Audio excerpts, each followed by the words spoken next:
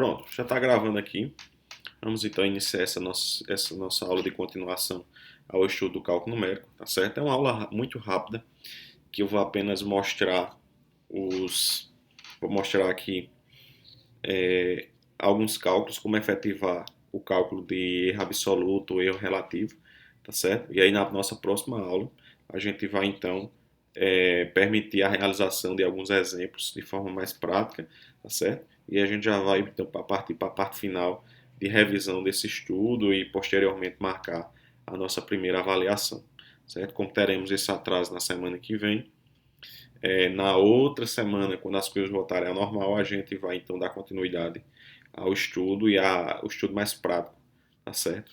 Dessas questões de cálculo numérico. Então vamos lá. Vamos então falar sobre tipos de erro e como calcular os diferentes tipos de erro. A gente viu então na aula passada, certo? Fontes de erro numérico, certo? Então a gente viu que de acordo com a criação, certo, de uma solução numérica para um problema do mundo real, nós encontramos vários erros que estão inerentes aí aos processos de aquisição, entrada de dados, inerentes ao modelo matemático que foi construído após a visualização do problema no mundo real, tá certo? Nós temos erro aí de truncamento que são observados no modelo numérico, certo? Que foi então calculado através de um modelo matemático. Depois desse modelo numérico, se for feito então um processamento numérico daquele valor, ainda pode então ocorrer um erro de arredondamento, tá certo? Se eu não me engano, vocês viram isso num vídeo que eu deixei, não foi? Se eu não me engano, foi num vídeo que eu deixei sobre esse conteúdo. Vocês me confirmam?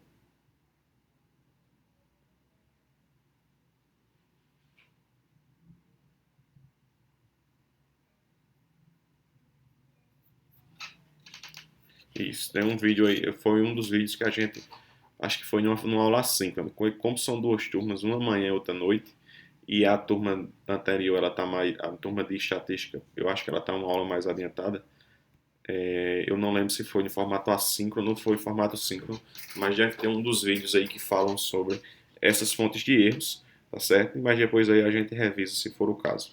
Então, o cálculo de erro numa determinada solução é basicamente, como comentado nas aulas anteriores, nós temos como calcular o erro absoluto, certo? Numa determinada solução numérica, certo? Visto que num determinado problema do mundo real, certo? Aqui nós estamos aqui de frente a um problema, num determinado problema a gente encontra então uma solução numérica. Essa solução numérica, ela passa por um processamento numérico que foi realizado, passa pela criação de um modelo matemático, certo? Através também de dados e parâmetros do modelo que foram então criados, interpretados e adquiridos através de entrada de dados. E, obviamente, em todos esses processos aqui, existem erros que estão inerentes aos processos. E o nosso objetivo é estudar o erro, calcular o erro que foi causado para se chegar àquela solução. Porque muitas vezes, numa solução numérica, a gente não tem um valor exato, certo? Do resultado que seria exato para aquele problema.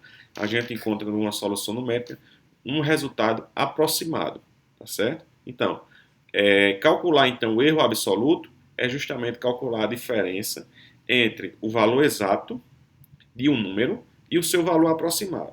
Quem é o valor exato? É esse x aqui, mais à esquerda, menos o outro x que tem uma barra em cima. O outro x que tem essa barra em cima é então o valor aproximado, tá certo? Então a gente tem aí em módulo o cálculo do erro absoluto, que é a diferença entre o valor exato e o valor aproximado, certo? E se dá muito quando, por exemplo, eu calculo, sei lá, a área de um triângulo, aí eu uso lá o π, uso o número π. Por exemplo, eu calculo a área de uma figura geométrica, certo? Eu calculo um π, certo? Só que eu chego a um valor 1250, certo? Só que o valor exato seria 1254, certo? Então a diferença, o erro absoluto, é justamente a diferença entre o valor exato, 1.254, e o valor aproximado, 1.250, tá certo? Então, o erro absoluto a gente calcula entre a diferença entre o valor exato e o valor aproximado.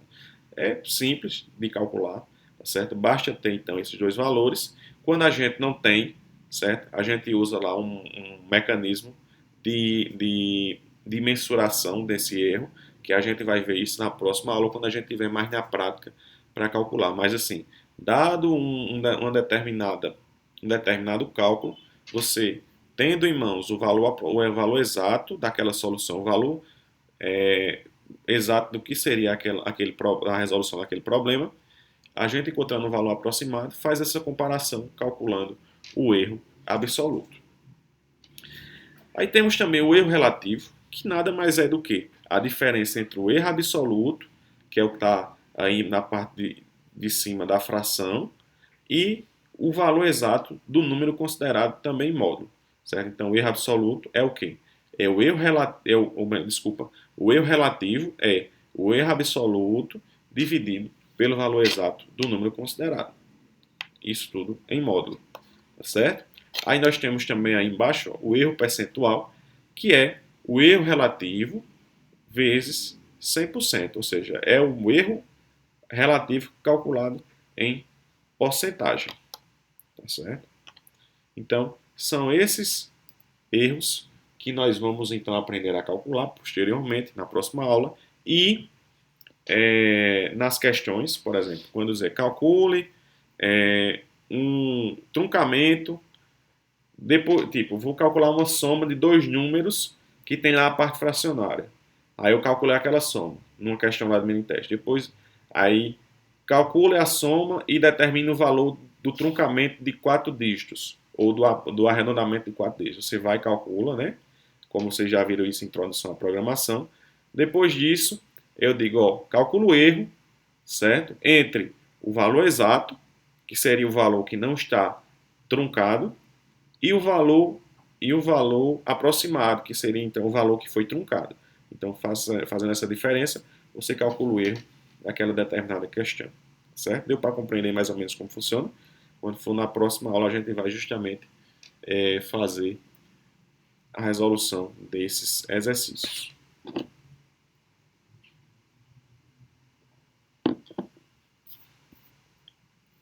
Então vamos lá, minha gente. Dando continuidade.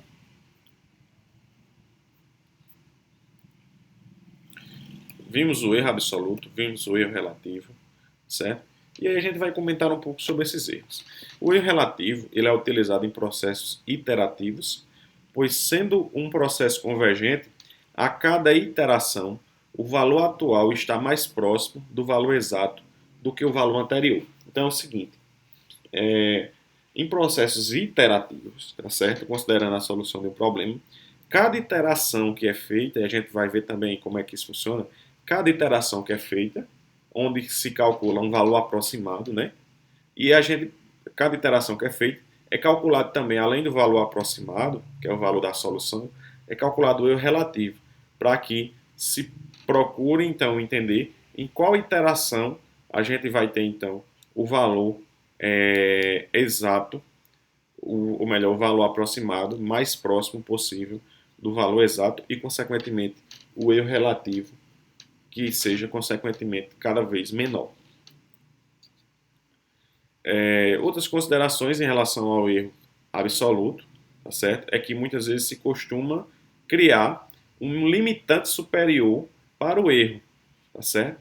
Visto que o erro absoluto ele só pode ser determinado se o x, por exemplo, o erro de x, o erro absoluto de x, só pode ser determinado se x for conhecido com exatidão, tá certo? Então, na prática, se costuma utilizar um limitante superior para o erro ao invés do próprio erro, certo? Então, muitas vezes a gente vai encontrar lá questões em que o erro lá em módulo, o erro absoluto em módulo, ele vai estar então sendo considerado menor do que um ezinho aqui, sendo esse ezinho o limitante que é criado. E esse limitante, muitas vezes, ele é disponibilizado na questão que você vai tentar resolver. Por exemplo, para π pertencente a valores entre 3,14 e 3,15, o erro absoluto ele é, consequentemente, menor do que 0,01, tá certo? E esse 0,01 é justamente o Ezinho aí, o limitante superior para o erro, ou seja, é dizer que o erro ele não pode ultrapassar esse valor aí. E, consequentemente, isso é lógico que se π está entre 3,14 e 3,15, tá certo? O erro ele não pode ser menor do que a diferença entre esses dois números. Aí só mais uma consideração. Seja, por exemplo, A igual a 3.876,373 e B igual a 1,373, tá certo? Vejam que, se a gente calculasse o erro absoluto de A e a gente chegasse, então, a 0,373, que é justamente a parte aí após a vírgula, tá certo? A parte mais à direita após a vírgula. E a parte e o erro absoluto de B, certo? Considerando então que a parte exata fosse a parte inteira de B e o resto, no caso que está após a vírgula, fosse fosse um erro, tá certo? Então, o erro de B seria 0,373. Visualmente, a gente consegue então considerar o quê? Que os erros são iguais. Porém, o erro de B, tá certo? É muito, digamos que seja muito mais, como é que eu posso dizer? Ele atinge muito mais o cálculo de B do que o erro de A. Ele possui uma importância em cima do valor de A. Ou seja, é como se o erro de B ele fosse consideravelmente maior em B do que em A. Por quê? Porque 0,373 em B ele é, digamos que aí o que? 30, um pouco mais de 30% do valor de B. E já em A, o 0,373 é um número praticamente desprezível. Certo? E aí, considerando também que, de acordo com o valor a ser calculado, esse erro ele pode se tornar então um valor discreto, um valor assim que pode ser descartado, ou então um valor aí muito alto, certo? E que deve então ser revisto para então melhorar o cálculo daquele valor, tá certo? Alguma dúvida, pessoal, em relação a essas observações?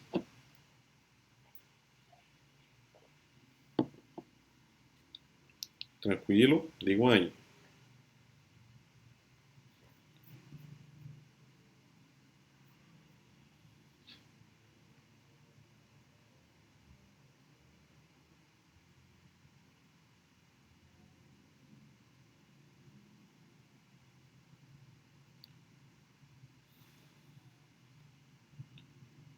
Beleza, então vamos dar continuidade. Tô recebendo, só um minuto aqui, eu estou recebendo um, uma informação aqui da UEPB. Só um minuto que eu leio aqui para vocês, para ver se tem alguma informação importante em relação aos feriados.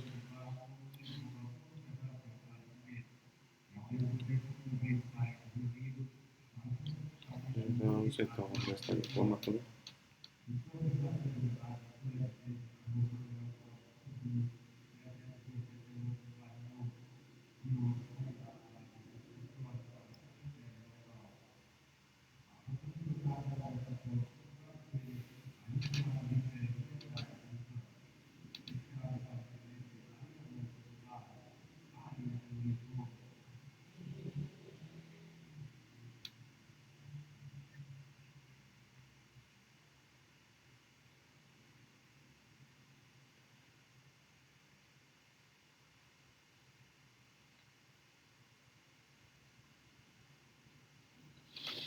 Veja só, eu recebi, vocês receberam já um e-mail, não foi da Prograde? Então, recebi no grupo dos professores aqui sobre o funcionamento da instituição entre os dias 29 de março a 2 de abril. Você já deve ter visto isso, mas obviamente a administração da UEPB informa a comunidade que, devido à publicação da medida provisória do governo, o expediente na instituição será suspenso entre os dias 29 de março a 2 de abril. Com isso, mesmo com as atividades administrativas ocorrendo de forma remota, elas não serão realizadas durante esse período em face ao ato do Poder Executivo. A universidade reitera que, como se trata de criação e antecipação de feriados, não haverá prejuízo à programação do semestre letivo na instituição. Realmente não há prejuízo porque os feriados estão sendo antecipados, né? Aí é como, querendo ou não, nas datas que serão feriados, no que seriam os feriados propriamente ditos, vocês terão aula normal. Então vamos lá, pessoal, dar continuidade. Alguém tem alguma dúvida em relação a essas explicações? Aí, a análise que a gente faz, então, desses valores é que o resultado do erro absoluto é o mesmo nos dois casos, tá certo? Entretanto, o peso da aproximação em B é maior do que em A, certo? O peso do valor do erro é obviamente maior em B, porque B é um número menor, certo? Ou seja, esse peso é maior em B do que em A. Aí nós temos também os erros que estão relacionados ao truncamento e ao arredondamento de dígitos, tá certo? E aí a observação que eu dou é que quanto menor for o erro, maior será a precisão do resultado da operação, certo? Então, por exemplo, no arredondamento, o cálculo da raiz de 2 utilizando uma calculadora digital, o valor real, tá certo? Do resultado da raiz de 2 seria 1,41421356 e aí é um valor então não finito, tá certo? É um valor então não finito. Porém, o valor apresentado na calculadora, como ela só consegue representar aí alguns dígitos após a vírgula, ela pode, por exemplo, apresentar 1,4142136. Obviamente, o que é que ela fez aqui? Ela arredondou, tá certo? Arredondou para mais e é, apresentou um número finito, tá certo? Então, de cara, a gente pode observar o quê? Que existe um erro nesse arredondamento. Um erro que a gente pode estar calculando se fizer então a diferença entre o valor real e o valor apresentado. E esse erro no arredondamento, ele se mostra justamente pela apresentação de uma aproximação do número, do número pela calculadora, é um erro de arredondamento, pode ser um erro de truncamento também, a depender dos critérios estabelecidos anteriormente, mas esse erro ele se dá justamente pela inexistência da forma de representação de números irracionais com uma quantidade finita de algarismos. Ou seja, na tela, por exemplo, do celular, eu só consigo representar 100 dígitos. Ou seja, o que passar disso, eu vou então arredondar para permitir então a efetiva apresentação. Porém, esse arredondamento ou truncamento vai então, obviamente, trazer consigo um erro, tá certo? E esse erro ele pode ser muito bem calculado. Truncamento de dígitos, assim como você já deve ter visto, introdução à computação e no início dessa disciplina, quando eu faço uma representação truncada, eu estou descartando dígitos finais de uma representação exata, por limitações de representação em vírgula flutuante. Então, por exemplo, a mesma representação da raiz de 2 em vírgula flutuante com 7 dígitos é o quê? Após a vírgula, eu vou apresentar apenas 7 dígitos e o restante eu vou descartar. Ou seja, dado que o valor real seria 1,41421356 e aí por diante, o valor apresentado ele só apresenta até 7 dígitos após a vírgula. Então ele só vai até o 5, tá certo? E daí por diante ele descarta. Obviamente gerando o quê? Gerando um erro de truncamento, se a gente calcular aí o erro nesse processo. E aí na próxima aula a gente vai ver, por exemplo, como calcular esse erro de truncamento e de arredondamento, dado que o número ele é uma representação não finita. A gente vai representar isso aqui com mais calma, tá certo? Como é que a gente chega a esse valor através, então, da efetiva representação de números não finitos. A gente vai ver isso com mais calma, tá certo? Quero saber de vocês se vocês têm alguma dúvida em relação a essas informações iniciais. Se não tiver, a gente parte para as considerações finais.